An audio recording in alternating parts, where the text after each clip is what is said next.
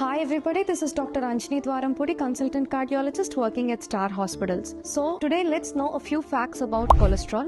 Cholesterol అనేది చాలా మంది మన బాడీకి చాలా హార్మ్ఫుల్ అనుకుంటారు, but no, cholesterol is essential for life. It's all about the balance between good and bad cholesterol that matters.